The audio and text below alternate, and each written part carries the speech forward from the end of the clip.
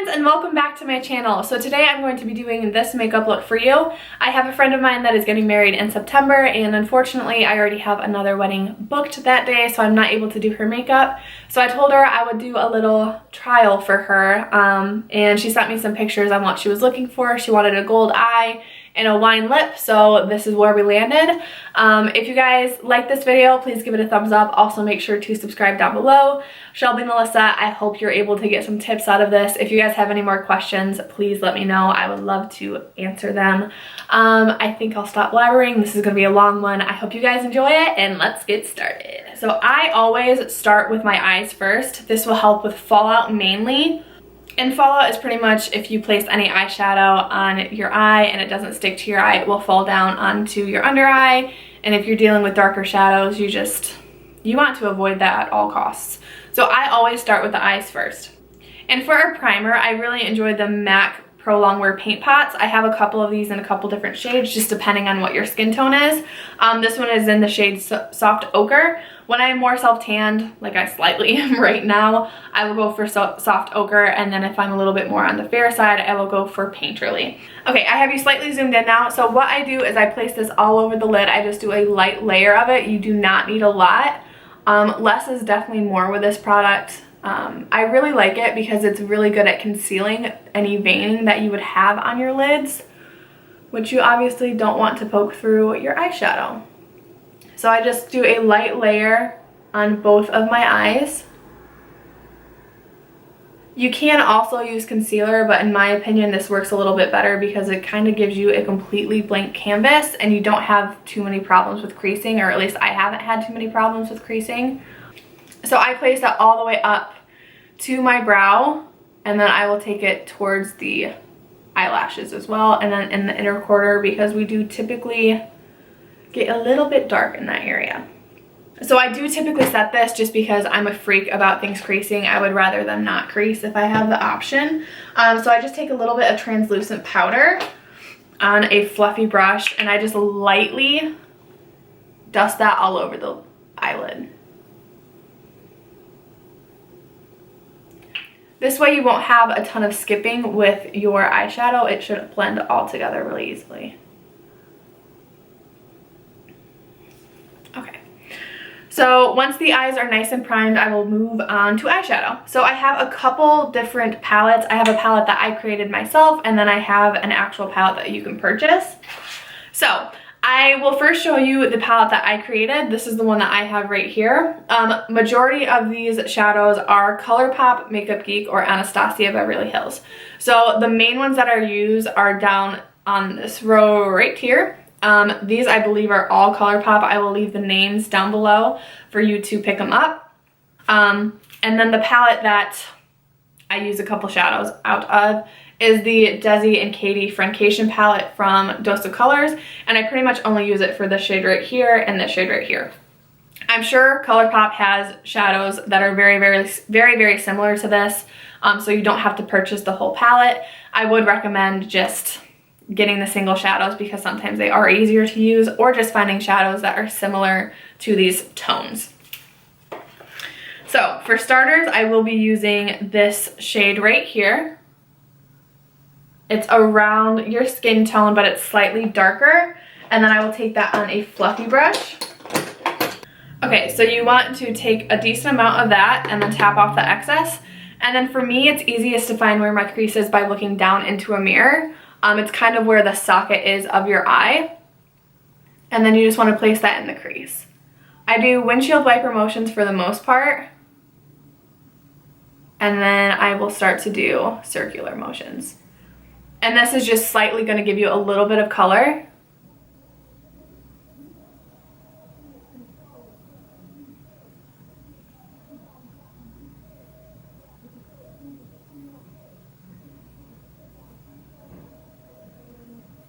And you just want to blend it until you think that it's nice and seamless. This shadow doesn't matter as much because it's not really a dark shadow. So you're not going to have too much issues with blending because it's pretty similar to your skin color. But you just want to do windshield wiper motions and then circular motions.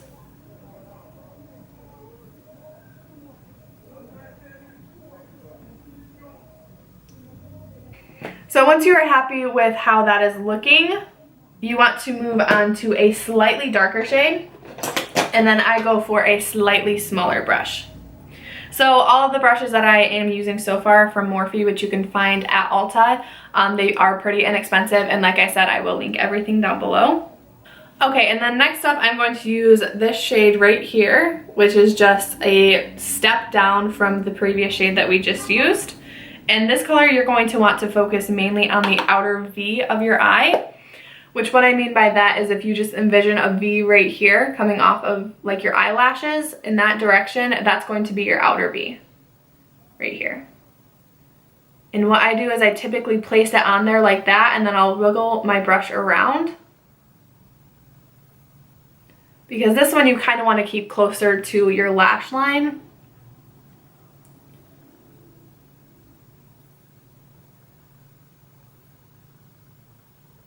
And then I take it and I drag whatever is excess on into my crease, like that. And then you can take this as dark as you want to. So if you notice that this shade is starting to kind of dissipate and not show up as much, you can keep going in and making it a little bit darker, which I will do a little bit right here.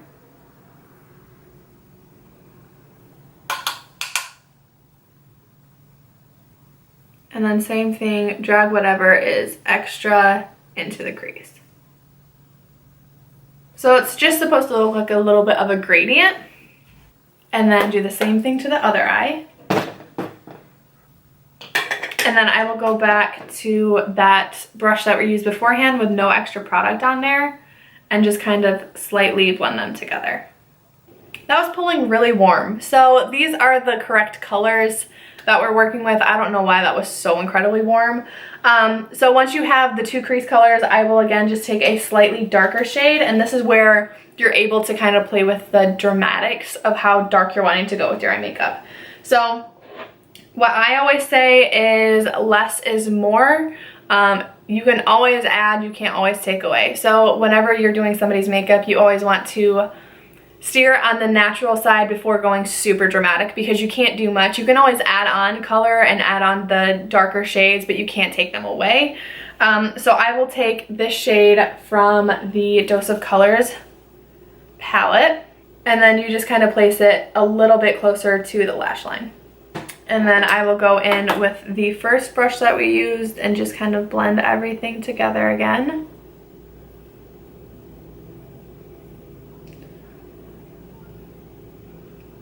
And then that is what we're working with. So there's not a ton going on, and like I said, if you wanted to go darker than this, you still absolutely can. You would just use this shade right here, which is the darkest brown, and just put it even tighter to the lash line. So at this point, this is where I would add all of the fun shimmers. She did mention that she wanted a gold shimmer on the lid, and I have this Naturally Nude Naked Cosmetics pigment right here, which would be very similar, I think, to the one that she showed me.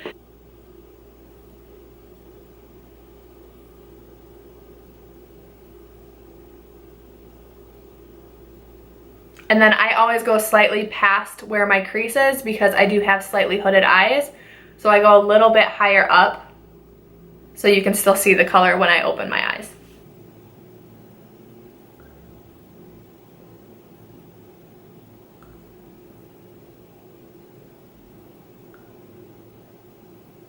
I will always wet my brush with a setting spray before going in with a pigment. I did forget to mention that. So I just took my setting spray and I just sprayed it like that.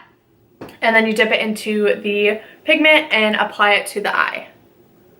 This keeps it from giving you a ton of fallout. It kind of glues it onto your eye and has something to hold on to, where instead of it just being like blank skin. So next up, I am going to apply eyeliner.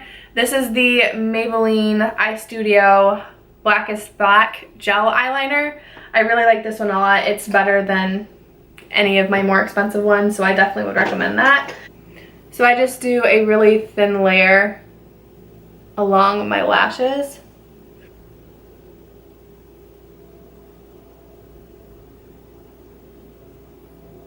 So I did go ahead and just apply a very thin layer of that, and then I will take a black eyeshadow and just stamp it across right where we put the gel liner. I haven't had any issues with the gel liner creasing at all on me, but this just kind of keeps it from going anywhere on you. So I will just stamp that right where we put the gel liner. And then it kind of makes it look a little bit more smoky, which I think is a really pretty look too.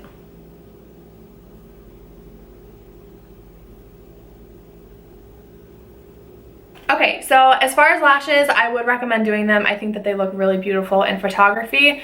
And sometimes the eyes can be lost if you don't do lashes.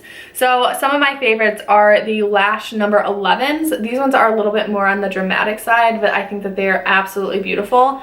And they look really nice on multiple different eye shapes. Or I have the Ardell Demi Wispies, which are a little bit more on the natural side, obviously, but they are still really beautiful. I'm going to use the Kiss ones just because I have some that are already cut to my eye shape. And as far as cutting the lashes, you do want to start from the outer corner. So you want to measure it to her eye first. You don't have to put any glue on it. Just measure it to her eye and then see if there's any excess hanging off. And if there is, then you want to cut that part off. And then you can do mascara beforehand or after. I typically will do it before. I just find that I'm able to get closer to the root than if the lashes are on. I feel like it's a little bit harder to get all of your lashes coated. So I will curl my lashes, apply mascara, and then I will put the falsies on. I use Duo Lash Glue. That's the one that I typically use. This is the white/clear one. They do have one that's black. I would recommend getting the white or the clear one. I just think it's a little bit more beginner friendly. As far as mascara, I use L'Oreal Waterproof Voluminous Carbon Black. This is really, really nice, and you will want to get waterproof for your wedding day just in case there's any tears. So that is that. And then I do just apply the falsies with a pair of tweezers, and yeah, that's where we're at. So I am going to apply the falsies off camera, and then I will be right back. Okay, so that is a look with the Kiss number 11 lashes on. They're definitely more dramatic, so it just depends on what you're looking for the big day. I did want to give you some tips for applying false lashes. When I apply the glue, you don't need to put a ton on, but you need to make sure that you coat the entire band.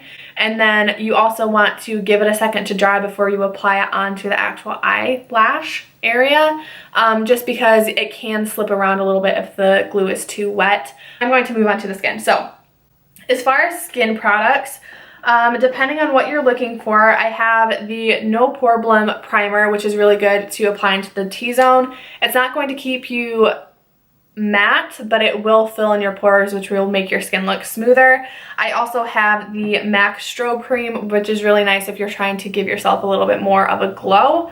I will use both of these today and show you how I use them. So I placed a little bit of the No Poreblem primer on my hand, and then I will place it in the T-zone and just kind of press it into the skin best you can. And then I will place it center of the forehead,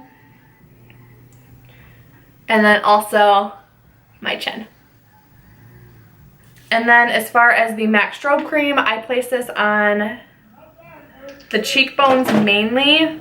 I just find it's like a liquid highlight. I just think it's really, really pretty. And especially for your wedding day, it can look really, really nice. It just gives a little bit of a sheen. It's obviously you're gonna place foundation over top of it, but it does give a little bit extra sheen in that area, which I think is really pretty. So kind of tap that into the skin. And my neighbors are being noisy right now, so I apologize about that. But we're just gonna power right through. So as far as foundation, I really like the MAC Studio Fix Fluids, and then I also really like L'Oreal Pro Glow. Be cautious of flashback. These have SPF 15 in them. I find if you go any higher than 20 or 25, you can sometimes get flashback, which we don't want. I have it in the shade NC30, which is my tan shade, and then I have NC10, which is my pale shade. And then in the L'Oreal, I have 205 as my tan shade, and I have 203 or 201 as my pale shade. And I just kind of do a concoction of this. A lot of the time, I will do a lot more of the MAC foundation than I will the Pro Glow, just because I find that the Studio Fix lasts a little bit longer, but I like the finish of the L'Oreal. So I do place a little bit of it in there, and also make sure to always shake the foundation because sometimes there can be white spots that come up in it, but if you're mixing it in anyway, it's not going to show up. But I would recommend to shake your foundation. And then I just mix that in with my finger. So what I do is I typically place it on my hand, and then I will figure out, okay, is that way too dark? Is that way too light? Does that seem about right? If it does seem about right, I will place a little bit on the face. And to check the color is you always want to match to your neck. You don't want to match to your face. I self-tan everywhere except for my face, so my face is obviously a different shade. But to me, this is a pretty close color, so I'm happy with that. I ended up mixing NC10 and NC30 and a little bit of the 205 from Pro Glow, but each person is going to be different. And then I have my little Real Technique sponge, and I just pounce it on the skin.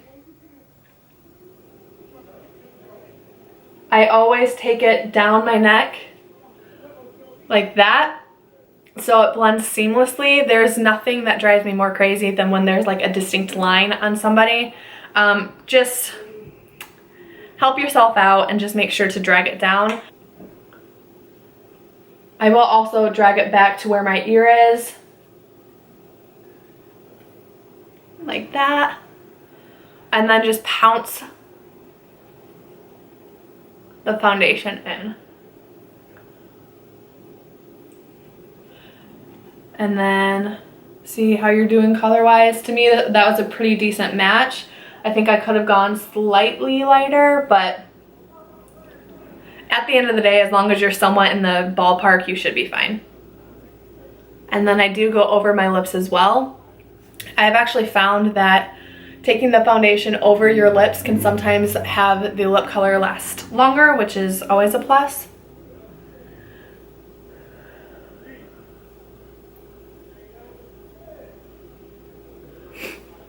And I really like these foundations together because they cover really well, but they still leave your skin looking like your skin. Like, you don't look like you have 97 pounds of foundation on. I really, really like these together.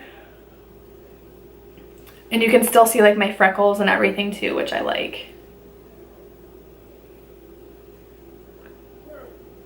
I always like to do my foundation before I do my brows, because a lot of the time I will go over them just to make sure that everything is covered.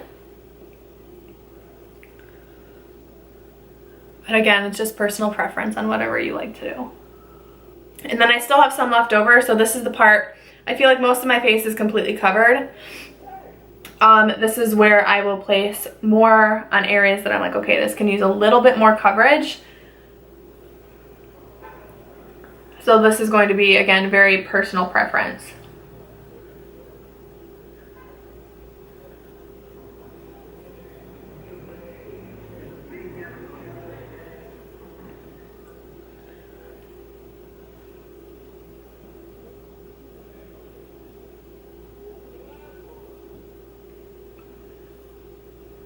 I also wanted to mention, if you had any fallout from either the glitter or any of the shadows that we used, this would be a good time to take like a cotton round or a Q-tip or whatever and just kind of clean up that area. I'm happy with the way that my skin is looking so far, so I'm going to move on to concealer. I don't have too much fallout right now, so I'm just going to skip that part. But if you did have it, this would be a good time before you put the concealer on to just kind of clean up that area. I personally really like Tarte Shape Tape. I have it in the shade Light Medium and Light Sand. Since I am pretty tan right now, I'm going to probably mainly use Light Medium, but I will mix in a little bit of the lighter shade just because I personally like the look of slightly highlighted under eyes. Personal preference though.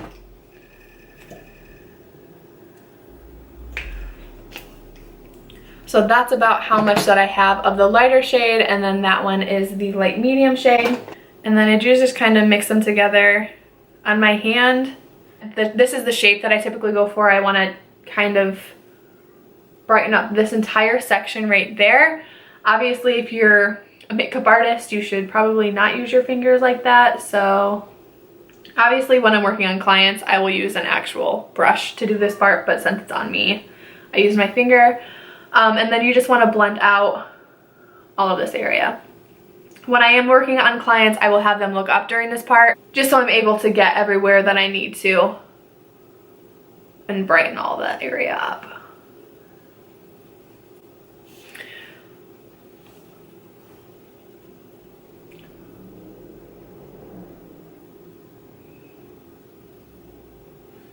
And then same thing for the other eye. Okay, and then I will take a little bit of that and place it on my forehead, down my nose, and then a little bit on my chin. This just helps bring light back to the center of the face and give a little bit more dimension.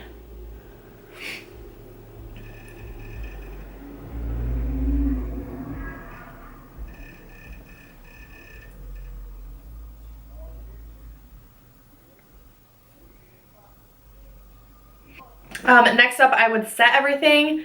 I have the RCMA no color powder. You could also do a Laura Mercier powder. Pretty much any translucent powder, but you do want to do a flash test beforehand. So wear the makeup and then take a picture with the powder on, just to make sure that you don't have any flashback, because that would not be good. I will kind of take whatever's in the lid, pounce off, tap off the excess, and then I will go back in with my sponge and just kind of get rid of any creasing that I might have, and then place the powder on top. You don't want to do too much swiping because that can get rid of the coverage that you just put there. And then same thing on the other eye.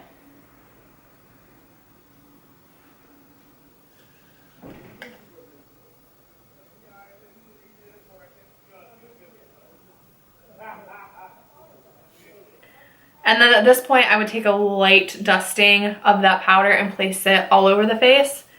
This just kind of saves you the hassle of having to over blend all of the face products that you put on top. Sometimes if the base is tacky, it's harder to blend like your bronzer and your blush on top. I just do a very light dusting of it though. I don't do anything crazy. If you're someone that has more oily skin, this is where I would kind of focus those areas. Typically it's the T-zone that you get more oily if you are an oily person, so I would focus more powder in those areas. So next up, I will take my bronzer. This is the Butter Bronzer by Physicians Formula, and then I take it on a brush that looks like this. I coat the brush relatively well and then tap off a lot of the excess, and then I will bronze the skin.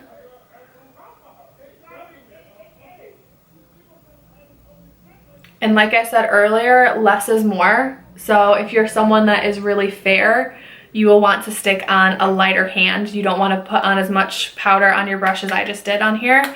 But since I am a little bit more on the tan side, I can get away with a little bit more bronzer. And then I will always, always, always take excess bronzer on my neck because it helps it blend together really well too. And then I do take a little bit on my nose. If you're someone that likes to contour, you can do that. I don't contour. I typically just bronze. And then next up, I'm going to take my blush. I use the Milani Luminoso blush mainly. It just has a really nice sheen to the skin and I think it's very bridal. And I'm going to mix a little bit of this in with my Note blush as well. You definitely don't have to do this. I just think the tones would look really nice together, so I'm gonna try it. And then just smile slightly and apply the blush. I am not a giant blush girl. Some people really love blush. It's not really my favorite thing, but I definitely see its purpose. And as far as blush, don't be scared to apply a decent amount because that is going to be one of the first things to come off. It does fade away pretty quickly, so don't be afraid of that. Okay, and then I'm a highlight kind of gal. I love to highlight, so I'm going to take a little bit of the Morphe setting spray, and I'm going to spray my face.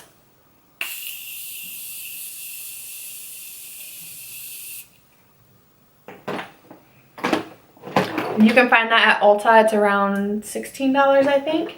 And then I'm going to take my Omrizi highlight by Anastasia. I also have a Lancôme highlight. I love a lot of the Wet n Wild highlights as well. And while my skin is still slightly damp,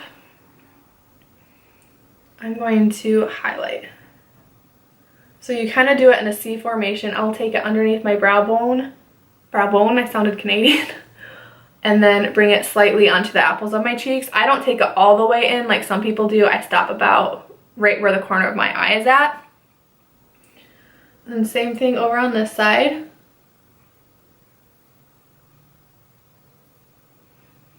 And then I like to highlight the chin slightly, a little bit on the nose, and then I will take it slightly on the forehead, just whatever's left over on my brush.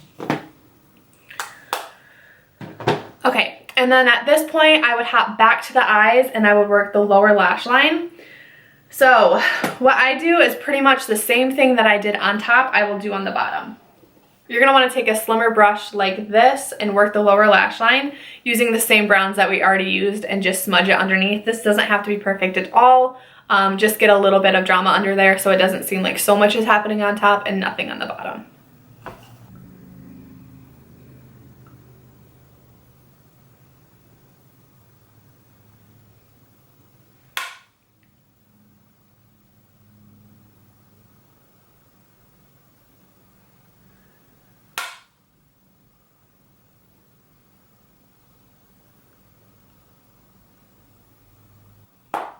And my camera's about to die, so I'm going to finish the lower lash line, apply mascara, and then I'm also going to do my brows and charge my camera while that's happening. So I will catch you guys in a second.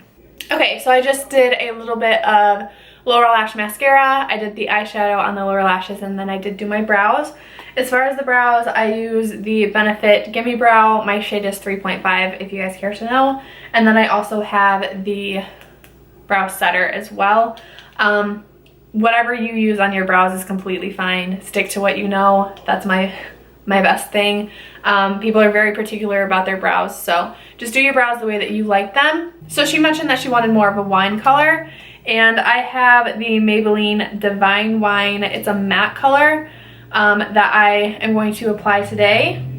I would definitely recommend to get a lip liner. Unfortunately, I don't have one that's similar to the shade. I really should have one, but I don't. So I would recommend to line your lips beforehand just to keep from having any mess ups. So I'm going to quickly apply this.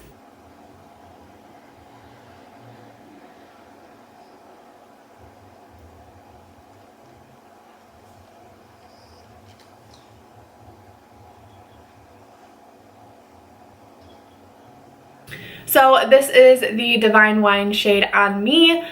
Whenever anybody is looking for a deeper shade, this is always the one that I gravitate towards. I feel like it makes your teeth look really white. It makes your lips look a little bit more juicy. I just really love the color a lot. And like I said, that is the Maybelline Divine Wine color. The packaging, which might be helpful for you guys to be able to find what it looks like.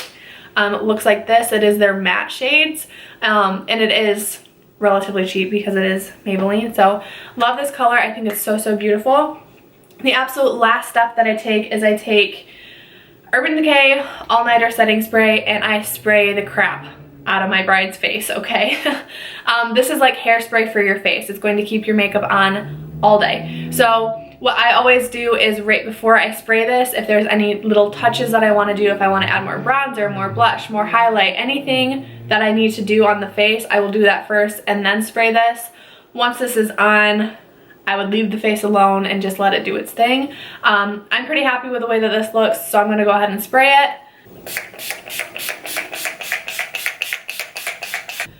Alright, and then that is it for today. I'll give you guys a little look-see on what my makeup looks like.